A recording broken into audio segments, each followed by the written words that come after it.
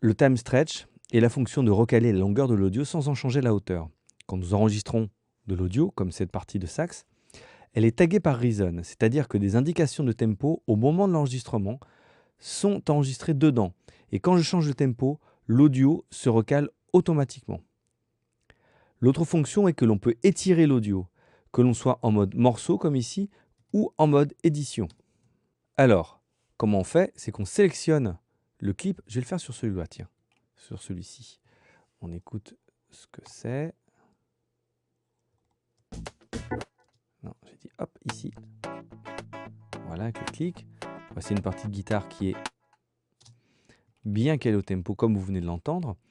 Pour étirer l'audio, donc, j'attrape la poignée en avant ou en arrière, celle en arrière. J'appuie sur Option sur Mac, Alt sur PC. Vous voyez qu'il y a une petite horloge qui apparaît et je tire. Voilà, c'était comme ceci. Hop, je le dédouble.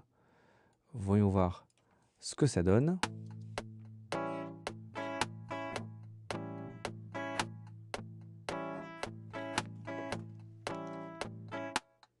Voilà. Alors, vous voyez que l'audio vient d'être étiré. Si, je vais faire undo, si j'ai copié-collé un clip comme ceci, que j'étire le suivant, voilà. Vous voyez que ça marche sur l'un, mais pas sur l'autre.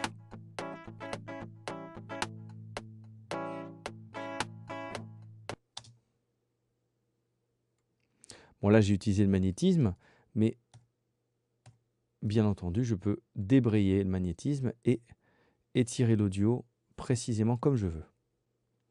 Alors, cette fonction de time stretch s'applique aussi au MIDI. Là, on peut étirer le MIDI avec le magnétisme ou non.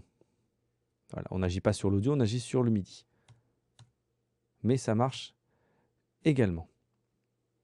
Il faut savoir que le time stretch s'applique en temps réel et de manière non destructive.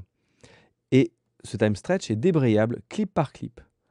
On le sélectionne, puis dans le menu édition, on choisit de désactiver l'extension, c'est-à-dire désactiver le time stretch clip par clip. Hop. Et là, vous voyez, bon, la longueur n'a pas changé, mais l'audio s'est remis à sa position normale. Et à ce moment-là, aucun time stretch ne peut être appliqué. Vous voyez, j'ai beau tirer, ça ne change rien. Donc je fais réactiver l'extension, hop là, et voilà, il se recale au tempo. Je le prends comme ça.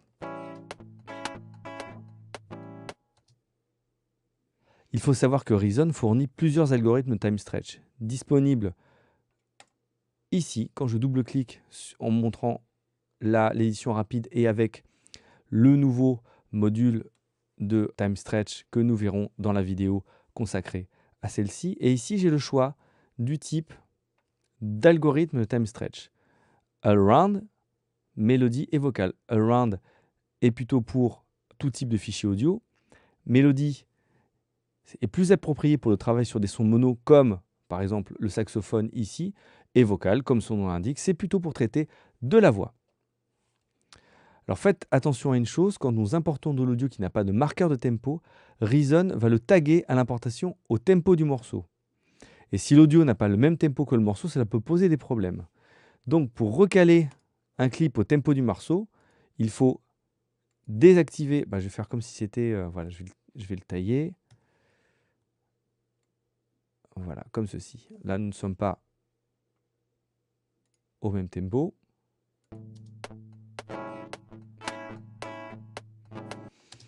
Alors, comment ça se passe?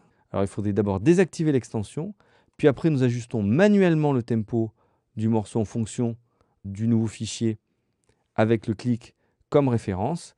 Une fois que le tempo est trouvé, on va bouncer ce clip en utilisant la commande bouncer sur nouveaux enregistrements, puis record crée un nouveau clip avec les infos de temps actuelles du morceau. Nous réactivons l'extension et nous remettons le morceau tempo d'origine et le clip va être calé au bon tempo.